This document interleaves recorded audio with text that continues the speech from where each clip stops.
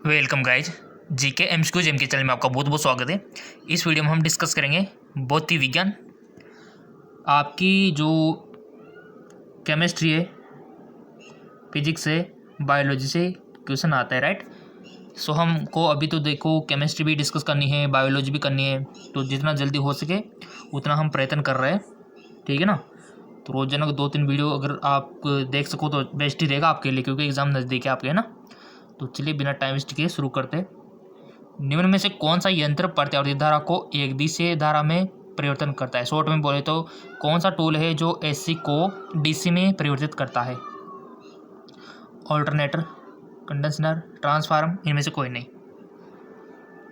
देखो पहले आपको बताना है कि इसका ऑप्शन कौन सा सही है, इससे आपकी प्रैक्टिस भी होगी और थोड़ा सा आपको एंट्रेंस एग्जाम सोल्व करने का, एंट्रेंस एग्जाम में जो क्वेश्चन सोल्व करोगे ना उसका भी अभ्यास होगा और अपना खुद का एनालिसिस भी होगा साथ में, राइट। सो बता दीजिए गाइज। बिल्कुल इसका राइट ऑप्शन हो जाएगा अल्टरनेटर, ठीक है। अगर ये क्वेश्चन उल्टा आ जाए कि ऐसा कौन सा यंत्र है जो डीसी को एसी में बदल दे, फिर क्या बताओगे आप? इन्वर्टर, ठीक है। इन्वर्टर होता है, देखा होगा आपने, कापी के ग्रुप में तो लग भी रहा होगा। वो जो बैटरियाँ होती है उसमें डीसी होता है, बट इन्वर्टर कनेक्ट होता है उससे, जो उसको एसी में कन्वर्ट करता है। इसी वजह से आपके पंखे वगैरह, बल्ब वगैरह जल पाते हैं। साइक्लोट्रॉन पढ़ रखा है आपने? साइक्लोइलेक्ट्रॉन किसको त्वरित करने के लिए प्रयुक्त किया जाता है? परमाणु को, आयन को, प्रोटॉन को, ये सभी को।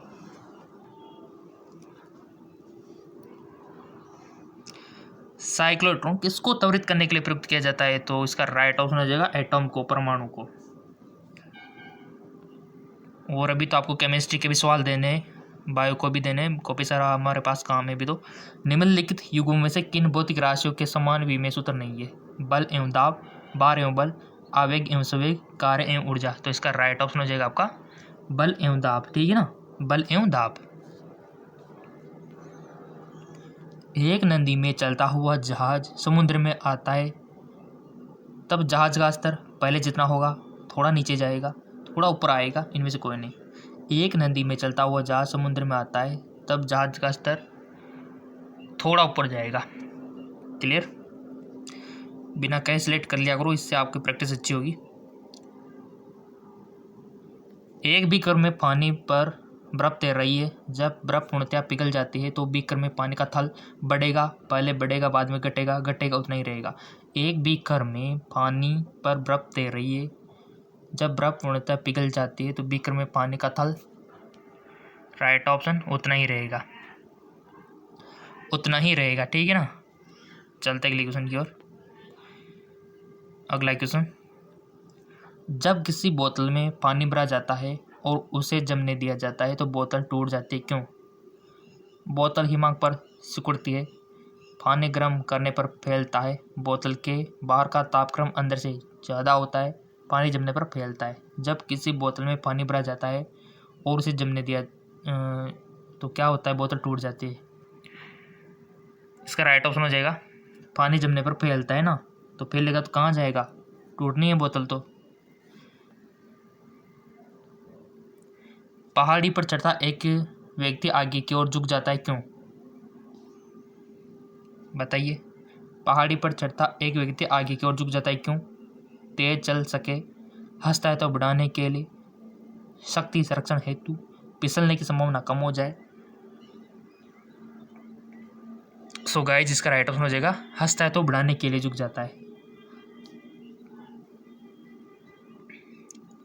यदि हम भूमध्य रेखा से ध्रुव की ओर जाते हैं तो जी का मान, बहुत अच्छा क्वेश्चन है, बढ़ता है वही रहता है, घटता है इनमें से कौन है? ऐसे क्वेश्चन बनते हैं आपके।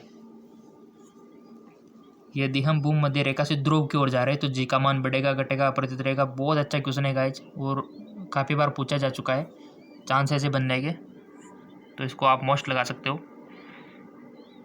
और आपने सिलेक्ट कर लिया होगा, किसी ने तो बढ़ता है, किसी ने क्या होगा घटता है, किसी ने वही रहेगा कर दिया होगा ना, तो सबका सच सामने आ जाएगा। इसका राइट ऑप्शन है बढ़ता है, याद रखना। ध्रुव की ओर जाने पर जी का मान बढ़ता है। अगला क्वेश्चन, बल गुणनफल है द्रव्यमान और वेग का, भार और त्वरण का, द्रव्यमान और त्वरण का, भार और वेग का। बल गुणनफल है, तो इसका राइट ऑप्शन द्रव्यमान और त्वरण का, द्रव्यमान और त्वरण का। अगला, शून्य में स्वतंत्र रूप से गिरने वाली वस्तु का समान वेग होता है, समान बल होता है, समान गति होती है, समान त्वरण होता है। सो गाइस इसका राइट ऑप्शन हो जाएगा समान त्वरण होता है।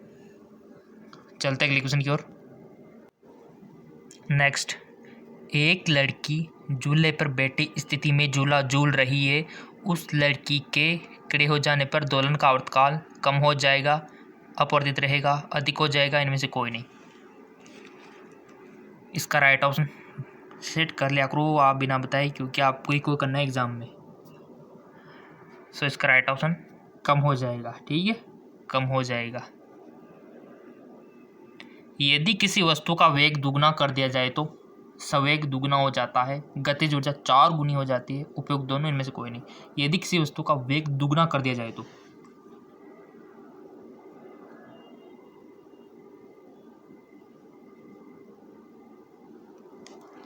इसका राइट ऑप्शन है उपयुक्त दोनों, यानी कि संवेग दुगना हो जाता है, गतिज ऊर्जा 4 गुनी हो जाती है। निम्नलिखित में सदिश राशि है वेग, लंबाई, समय, द्रव्यमान। निम्नलिखित में सदिश राशि है।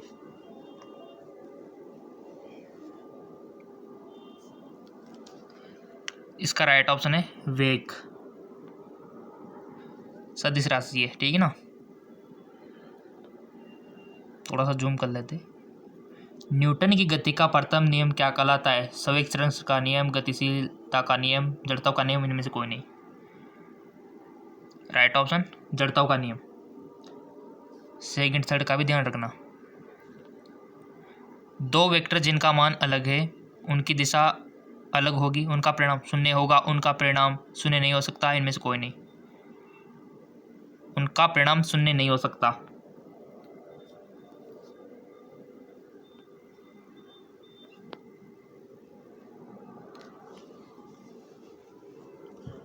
बर्फ पर स्केटिंग करना प्रदर्शित करता है कि दाब बढ़ने पर बर्फ का गलनांक घट जाता है, बढ़ जाता है, अपवर्तित रहता है, पहले घटता है और फिर बढ़ता है, घट जाता है।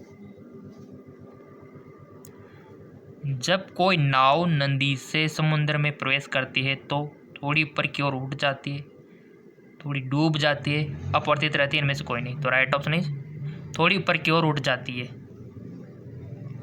अगला, निम्नलिखित में से किसमें गतिज ऊर्जा नहीं है? चली हुई गोली, खिंचा हुआ धनुष, चलता तोड़ा, बहुत बहता हुआ पानी। राइट ऑप्शन खिंचा हुआ धनुष में। कौन सी है फिर स्थितिज ऊर्जा है? जब एक चल वस्तु की गति दुगनी हो जाती है तो उसकी गतिज ऊर्जा दुगनी हो जाती है, 3 गुनी बढ़ जाती है, समान रहती है, चौगुनी हो जाती है। जब एक चल वस्तु की गति दुगनी हो जाती है तो उसकी गति ऊर्जा, तो राइट ऑप्शन हो जाएगा चौगुनी हो जाती है। ठीक है ना। नेक्स्ट,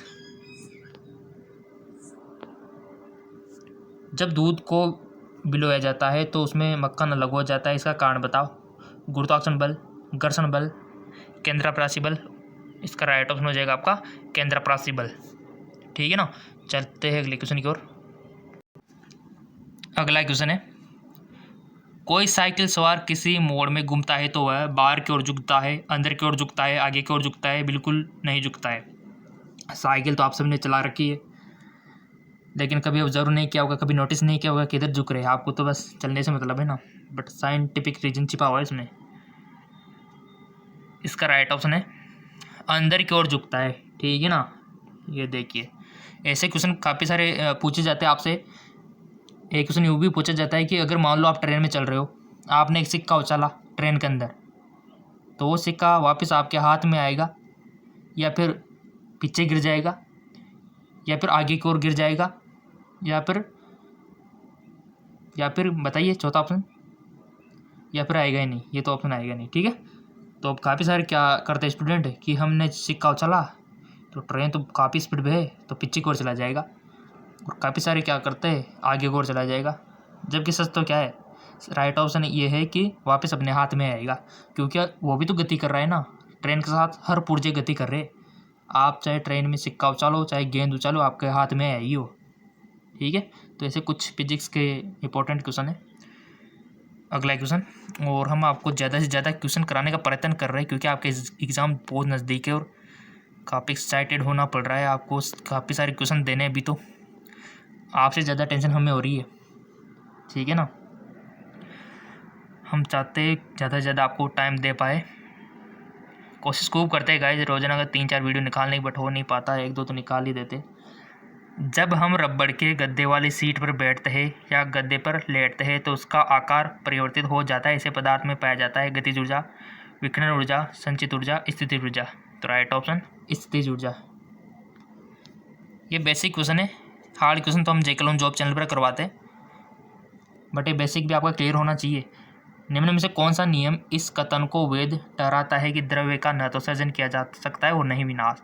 ऊर्जा संरक्षण का नियम, प्राशन का नियम, द्रव्यमान संरक्षण का नियम, इनमें से कोई नहीं।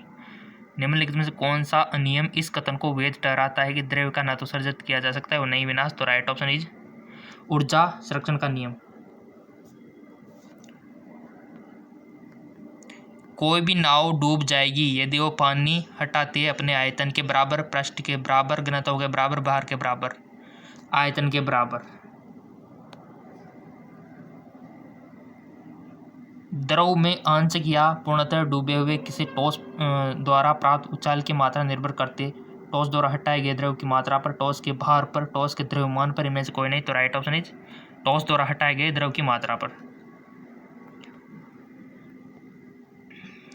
लैंप की बत्ती में तेल चढ़ता है क्योंकि तेल बहुत हल्का है। कैपिलरी क्रिया के कारण सतह तनाव करने के कारण तेल वाष्पशील है।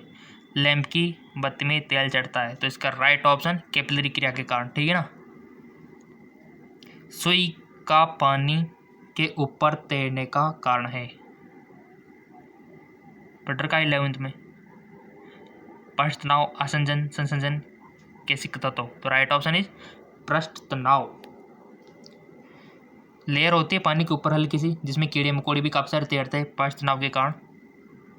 हल्के फुल्के देखे होंगे आपने, दौड़ते रहते इधर उधर। पानी से निकलने पर शेविंग ब्रश के बाल आपस में चिपक जाते, इसका कारण क्या है? घर्षण, पृष्ठ तनाव, प्रत्यास्थता, श्यानता। पानी में निकलने पर शेविंग ब्रश के बाल आपस में चिपक जाते, इसका कारण आपको बताना है। देखो साइंस तो हर चीज़ का कारण पूछेगी, सिंपल सी बात है, और पूछना भी चाहिए, तभी तो याद होना चाहिए। हर चीज़ का अगर कारण हो तो हमको वैसे याद हो जाता है, और इसीलिए बहुत सारे साइंस के फैन होते हैं। तो बता दिया होगा वैसे आपने, इसका राइट ऑप्शन है पृष्ठ तनाव के कारण। अगला क्वेश्चन, बहुत सारे स्टूडेंट्स को क्या है, जो आर्ट्स होती है, कॉमर्स होती है, वो तो बिल्कुल याद नहीं होती। साइंस तो एक झटके में याद हो जाती है, क्योंकि उनका टैलेंट है अपना, ठीक है। तो आपका भी टैलेंट होना चाहिए ना। द्रव की बूंद की आकृति गोलाकार होने का कारण है। द्रव की बूंद की आकृति गोलाकार होने का कारण है श्यानता, अल्पभार, या फिर पृष्ठ तनाव, या फिर वायुमंडलीय दाब। द्रव की बूंद की आकृति गोलाकार या फिर वर्षा की बूंद आप मान सकते हो। वो गोलाकार ही क्यों होती है गाइस? किस कारण से होती है आखिरकार वो गोलाकार?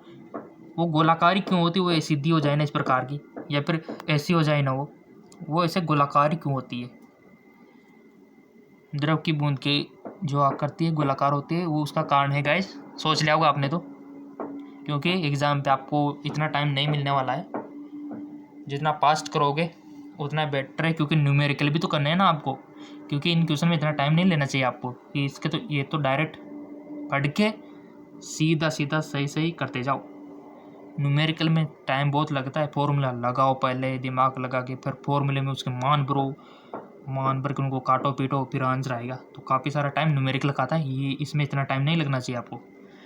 द्रव की बूंद की आकृति गोलाकार होती है, अगर ये पढ़ रखा होगा तो आप डायरेक्ट सीधा उस पर टिक करोगे। तो इसका राइट ऑप्शन है पृष्ठ तनाव। देखो इतने सारे कारण होते हैं पृष्ठ तनाव से। यदि लोलक की लंबाई 4 गुनी कर दी जाए तो लोलक के झूलने का समय घटता है, 4 गुना हो जाता है, 1/4 हो जाता है। ये क्वेश्चन काफ़ी बार पूछा जा चुका है गाइस। दोगुना होता है। लोलक की लंबाई 4 गुनी कर दी जाए तो राइट ऑप्शन है दुगना होता है, ठीक है ना, दुगना। चलते हैं अगले क्वेश्चन की ओर। अगला क्वेश्चन, वॉशिंग मशीन का कार्य सिद्धांत है उपकेंद्रण, विसरण, अपकेंद्रण, अपवहन। तो राइट ऑप्शन इज अपकेंद्रण।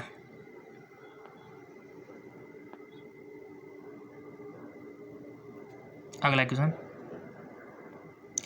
एक लिफ्ट में किसी व्यक्ति का प्रत्यक्ष भार वास्तविक भार से कम हो होता है जब लिफ्ट जा रही है त्वरण के साथ ऊपर, समान गति से नीचे, समान गति के साथ ऊपर, त्वरण के साथ नीचे। तो राइट ऑप्शन इज त्वरण के साथ नीचे। ठीक है। पानी में लोहे की सुई डूब जाती है लेकिन जहाज तैरता है, ये किस सिद्धांत पर आधारित है? पास्कल का सिद्धांत, आर्किमिडीज का सिद्धांत, गुरुत्वाकर्षण का नियम, या फिर इनमें से कोई नहीं। इसका राइट ऑप्शन हो जाएगा आपका आर्किमिडीज का सिद्धांत। अगला थोड़ा सा एडजस्ट। पानी के एक गिलास में एक बर्फ का टुकड़ा तैर रहा है। जब बर्फ पिघलती है तब पानी के स्तर पर क्या प्रभाव होगा? बढ़ेगा, पहले बढ़ेगा फिर कम होगा, इतना ही रहेगा, इनमें से कोई नहीं। पानी के एक गिलास में, ऐसा मान सकते हो आप, एक गिलास ऐसा कुछ मान लो आप, तो एक गिलास ऐसा, ड्राइंग इतनी अच्छी नहीं है। एक बर्फ का टुकड़ा तैर रहा है, बर्फ का टुकड़ा मान लो, पानी भी भरा हुआ है। अब ये पिघलेगा ना, तो पानी के स्तर में क्या परिवर्तन होगा गाइस बताओ? बहुत अच्छा क्वेश्चन पूछा है। ये टुकड़ा पिघल गया, अब पानी के स्तर में क्या परिवर्तन होगा? सोच लिया, कर लिया होगा आपने इसको हल। इसका राइट ऑप्शन हो जाएगा उतना ही रहेगा। ये है साइंस, उतना ही रहेगा। अब आप सोच रहे हो सर गिलास में बर्फ का टुकड़ा तैर रहा था, वो पिघलेगा तो बढ़ना चाहिए ना, बट गाइस उसने इतना ही आयतन हटा रखा था, इसी वजह से वो तैर रहा था। ठीक है, पिघलेगा तो भी क्या, आयतन में कोई चेंजिंग थोड़ी ना आएगा, समझने वाली बात है। ठीक है ना। अगला क्वेश्चन, क्योंकि उन्होंने उतना ही पानी हटाया हुआ था पहले ही। भारहीनता की, आर्किमिडीज का सिद्धांत पढ़ रखा है ना, तो कोई दिक्कत ही नहीं है। भारहीनता की अवस्था में एक मोमबत्ती की ज्वाला का आकार हो जाएगा, अधिक लंबा वही रहेगा, गोलाकार अधिक छोटा। तो राइट ऑप्शन इज वही रहेगा। भारहीनता की अवस्था में एक मोमबत्ती की ज्वाला का आकार वही रहेगा। देखो गाइस, काफ़ी सारी कंडीशन में भौतिक विज्ञान बहुत ही विज्ञानी है। कोई चीज़ें वही रहती है तो कोई चीज़ें बढ़ती है तो कोई चीज़ें घटती है ना। तो इसका थोड़ा सा ध्यान रखना, ऐसे क्वेश्चन आपसे पूछे जाएंगे। निम्नलिखित में से किसकी इकाई न्यूटन मीटर नहीं है? यानी कि आपको पता होना चाहिए कि किस किस की इकाई न्यूटन मीटर है, तब तो आप इसको इजीली कर पाओगे। ऑप्शन है कि बल, ऊर्जा, कार्य, गतिक ऊर्जा। तो राइट ऑप्शन हो जाएगा आपका बल। ठीक है ना, बल। न्यूटन मीटर नहीं है, ऊर्जा की भी है, कार्य की भी है, गतिज ऊर्जा की भी है। वस्तु को गर्म करने पर उसके अणुओं की चाल बढ़ जाएगी, का बार घट जाएगा, का बार बढ़ जाएगा, या फिर ऊर्जा कम हो जाएगी? वस्तु को गर्म करने पर उसके अणुओं की चाल, चाल के बारे में पूछा है, भार के बारे में पूछा है। इसका राइट ऑप्शन हो जाएगा आपका कि चाल बढ़ जाएगी। ठीक है ना।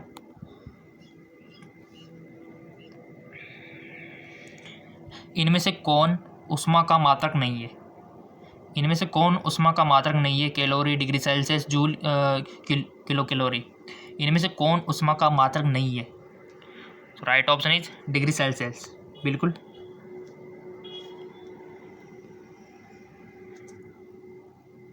इनमें जब जल ऊंचाई से गिरता है तो उसका ताप घट जाता है, बढ़ जाता है, न घटता है, नहीं बढ़ता है, इनमें से कोई नहीं। राइट ऑप्शन बढ़ जाता है। चावल को पकाने में कहाँ अधिक समय लगेगा? समुद्र तट पर, शिमला में, माउंट एवरेस्ट पर, समुद्र की गहराई में। साइंस वाले स्टूडेंटों बताओ आंसर।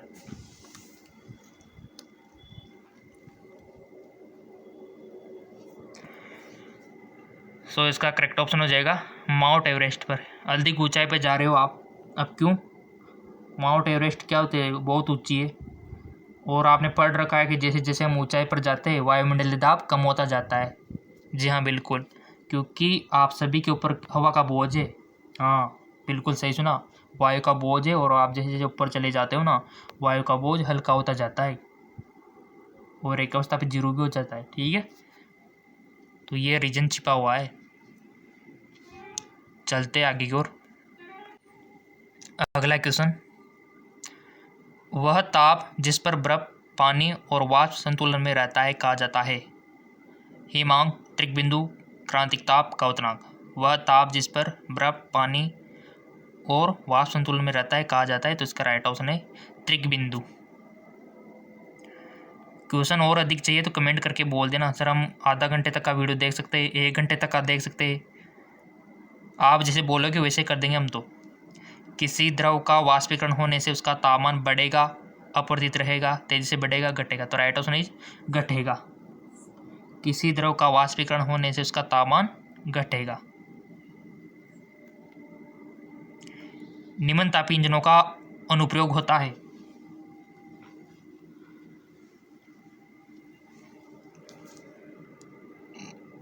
पनडुब्बी नोदन में, अतिचालकता रॉकेट प्रौद्योगिकी, तो इसका राइट ऑप्शन है रॉकेट प्रौद्योगिकी में।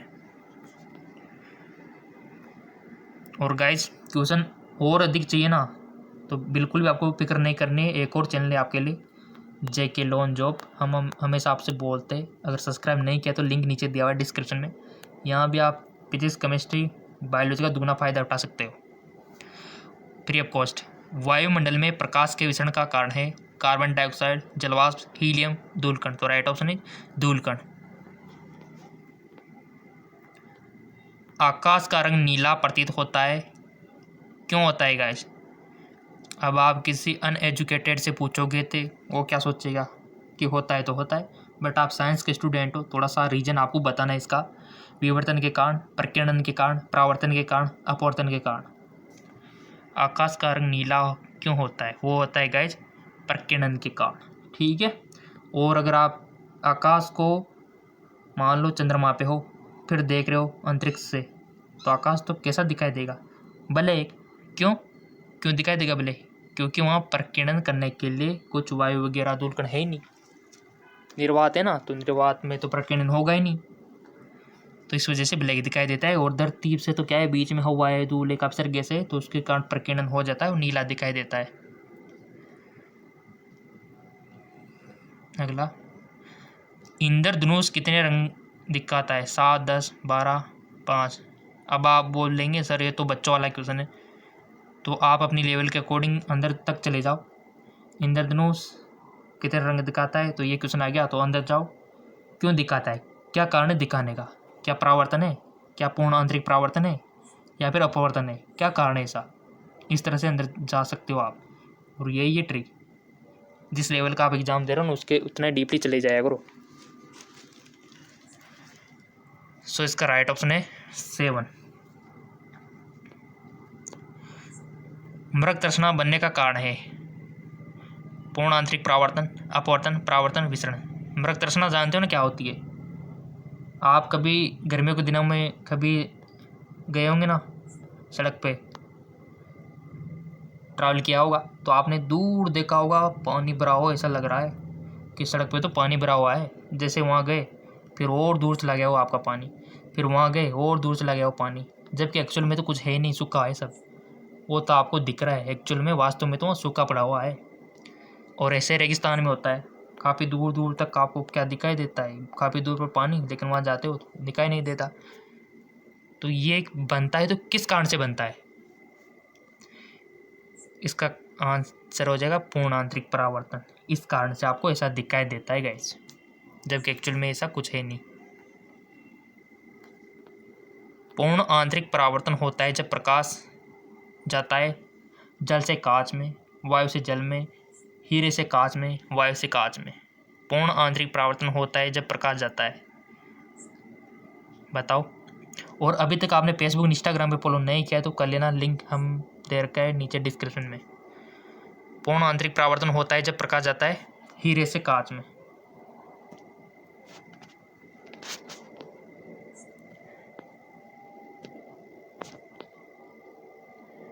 किस गुणधर्म के कारण पानी से भरे बर्तन में डुबोई गई छड़ी मुड़ी हुई प्रतीत होती है?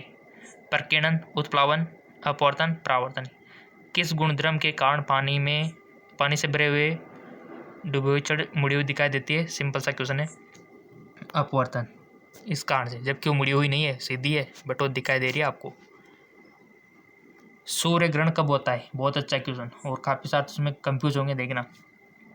प्रतिपदा, चंद्रमा के, जिसको आप अमावस्या बोल दो, पूर्णिमा बोल दो, किसी भी दिन सूर्य ग्रहण, सिंपल सी बात है, वो होता है प्रतिपदा। यानी कि आप सूर्य ग्रहण कब होता है? अमावस्या, ठीक है। चंद्रग्रहण कब होता है फिर? चंद्रग्रहण तो फिर पूर्णिमा को ही होगा ना, क्योंकि पूर्णिमा को दिखाई देता है पूरा। थोड़ा सा ब्रह्मांड से रिलेटेड भी क्वेश्चन आपसे पूछे जाते हैं।